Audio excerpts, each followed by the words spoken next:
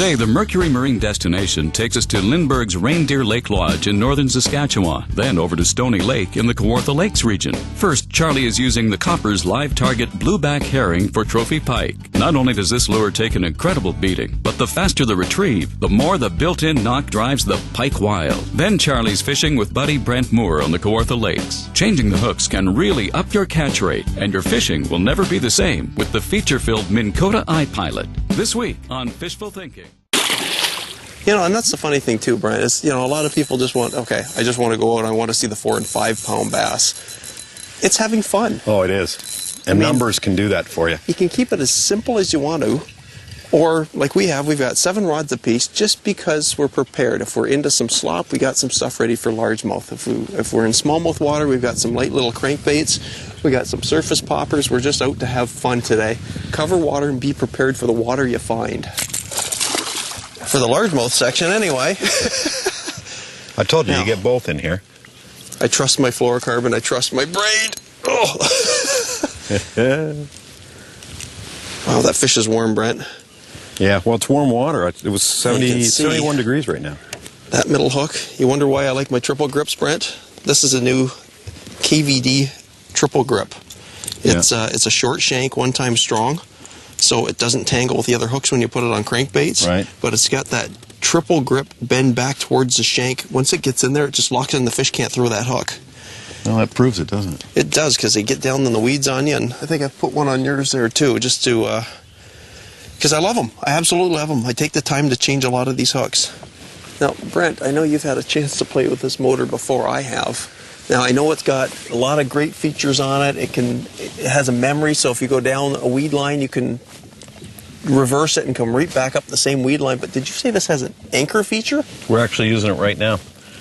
If you push the anchor button, the anchor shows up on the remote control. Ah, okay, yeah. See that right there? Yeah. And it'll hold you in your spot. The wind will blow you around and it'll adjust automatically. You can watch the head move. Well, I was watching that. It doesn't matter what you've got the foot pedal set at or that. It'll increase its speed, it'll turn, it'll do whatever it has to stay right on that GPS coordinate. Yeah, and that's great when you're fishing for schools or you want to stay over some structure. We were using it last week, and we started with the trolling. It has 2 trolling modes. One, it uses the GPS, so it keeps an exact line on the track you want. And the other one is it keeps a compass heading. So if you want to head, say, north, you point it north and hit the button. Excellent. And it'll keep you going north, and then the wind will blow you off, but it'll keep the bow north. And we like that because we'll fish a drift pattern, and we want the nose to always face one direction.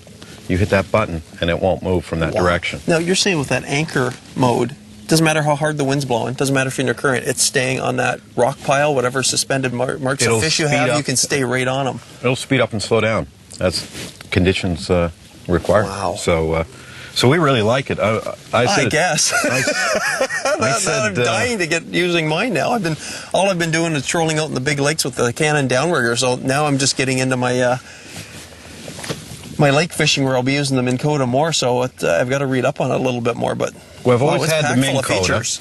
Minn Kota is a great motor, and I've always used it to get from spot to spot, move in and out of weeds. But now you can use it for actually trolling. We were trolling for walleye last week with it, and we set it up on a path and clicked it, and we're in the back of the boat with the rods out and just checking once in a while we're not hitting anybody. Yeah. And we're following the path, and it's great. So, and it's dead quiet, so you can troll without motor noise. So awesome. I like that. Just keeps getting better. Mm-hmm. Excellent. I'm pretty sure that and the fish finder are the best piece of equipment on the boat. I got 2. I got 2 at the same time. You got 2? I got 2. Look at this. I got a big one and a little one. Look at this. Isn't that the neatest thing? Isn't that the neatest thing? On the same hook. Well, those are the hooks you like, those right? Those are the triple grips, the KVD. Look at that. They're holding the fish. I got 2 of them on a popper at the same time. Isn't that funny? Yeah, see, that's great. The bigger one we wanted. Now that's a decent little fish. Yeah. That one. See if you can get the little one. Wow. And that double header all by myself. And that seaguar held up okay, didn't it? Yeah. Yeah, that's a nice little fish. That's a nice fish. Nothing wrong with that. Yeah, pull them up out of the weeds. You gotta love those hooks. Yeah. And he was shallow, Charlie. Well, it's good to see some fish going shallow. I was starting to wonder with the little bit of a front we had come through. We're in raincoats now. He was hiding right behind that stump, or right in front of it. But it's already done. Nailed it right after we went by that stump. It's already done its fighting. Yep. Nice. That's a good, healthy fish. There you are. Just turn right around. That's a nice fish. Well, that's what you get with a triple grip.